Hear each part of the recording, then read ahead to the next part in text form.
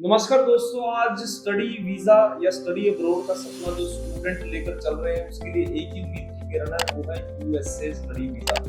क्योंकि जैसे कनाडा में हम देखते हैं कि खर्चा बहुत ज्यादा है और फॉर्मेलिटीज बहुत बढ़ चुकी हैं, तो कहीं ना कहीं कनाडा स्टडी वीजा से स्टूडेंट्स का मन हट चुका है या बहुत कम हो गया। जिनके रिश्तेदार पहले ही वहाँ पे वही कोशिश कर रहे हैं जाने की, अदरवाइज स्टूडेंट्स में इतना क्रेज नहीं रह गया खर्चे को लेकर खासकर।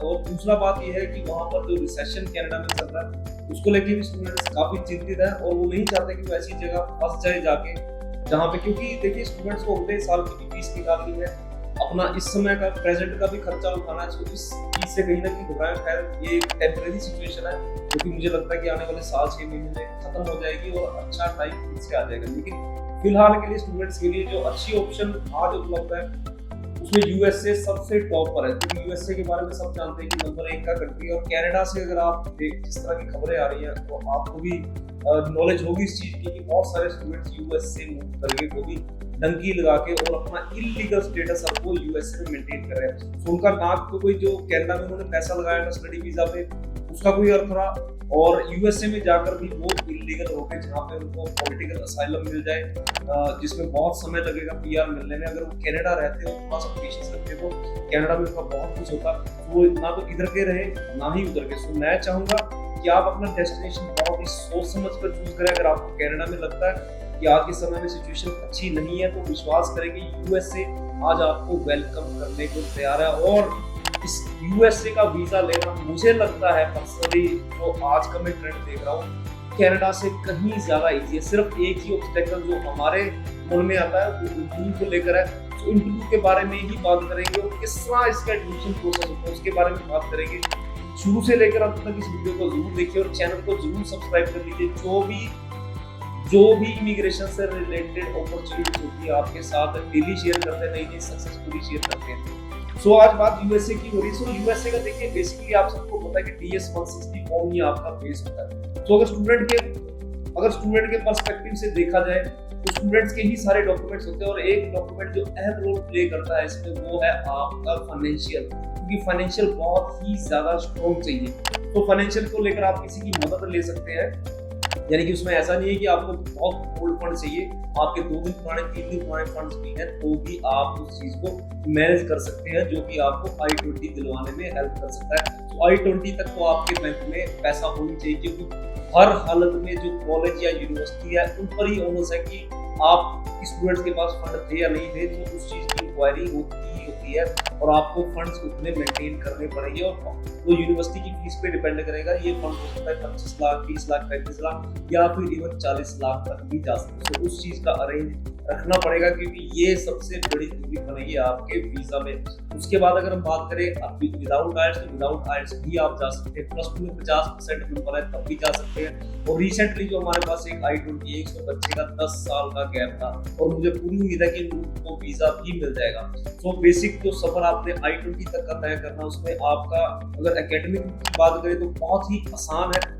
आपका गैप भी चलता है, 12वीं के बाद भी आपका गैप चलता है, बिना आइल्स के भी आपको एडमिशन मिल रहा है। लेकिन जो फाइनेंशियल वाला है वो आपको टेक केयर करना पड़ेगा, या फिर आपका जो कंसल्टेंट है वो टेक केयर करने के लिए तैयार है वो भी हो सकता है, या फिर आपके रिश्तेदार या कोई आपको फंडिंग कर सकता है तो वो भी हो सकता है। सिर्फ इस एक चीज का आप टेक केयर कीजिए और आप I-20 की स्टेज तक आज के समय में अगर हम बीबी वीजा की बात करें 15 दिन से लेकर 1 महीने तक हम उस स्टेज पर पहुंच जाते हैं, वो भी अच्छी टॉप रेटेड यूनिवर्सिटीज में। और एक मिथ ये भी बहुत सारे स्टूडेंट्स के मन में है कि यूनिवर्सिटी का क्या हमारे वीजा पर असर पड़ेगा।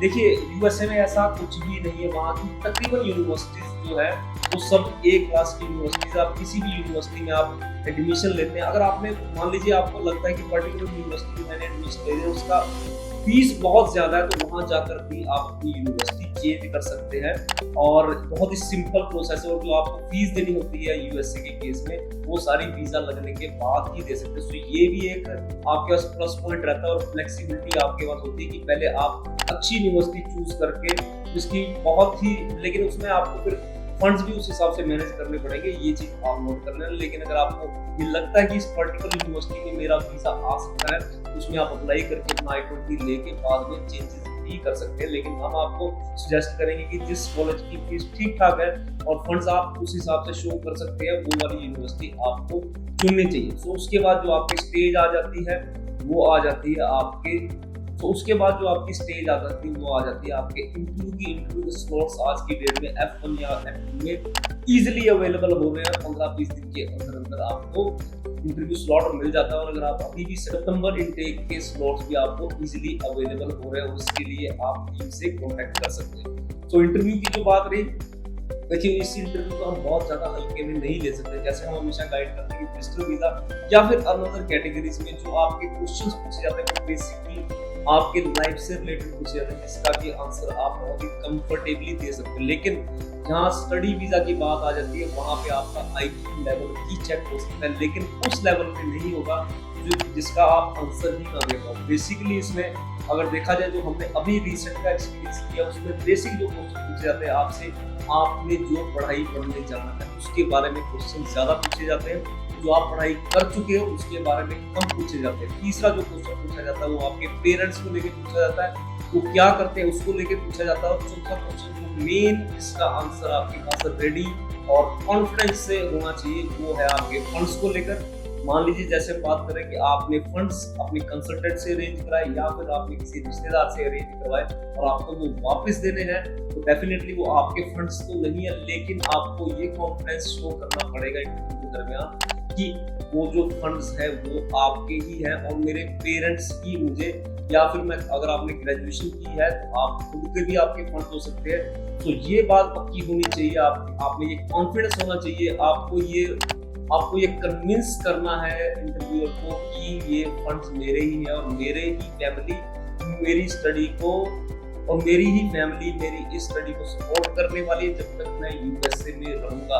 और अगर आप ये 3-4 सवालों के जवाब आप दे देते हैं तो 101% है कि आपको वीजा मिलेगा ही मिलेगा। और अगर कहीं भी आपके चेहरे पे घबराहट नजर आती है तो समझ लीजिए आपको 2 मिनट भी नहीं लगेंगे आपको रिफ्यूज करने में। देखिए इंटरव्यू की जो प्रिपरेशन है वो मस्ट है, क्योंकि I-20 की स्टेज तक पहुंचाना एक कंसल्टेंट का काम है, इंटरव्यू की तैयारी करवाना एक कंसल्टेंट का काम है, लेकिन इस इंटरव्यू को फेस करना वो आपका काम है। सो मैं कहूंगा कि उसकी तैयारी बहुत अच्छे से करके जाइए। और उस रिगार्डिंग अगर आपको कोई टिप्स चाहिए, एडमिशन लेना चाहते हैं, किसी पर्टिकुलर यूनिवर्सिटी में लेना चाहते हैं या फिर किसी भी यूनिवर्सिटी जो आपको लगता है कि आपको किस कोर्स में जाना चाहिए, तो टीम को कॉन्टेक्ट कर सकते हैं।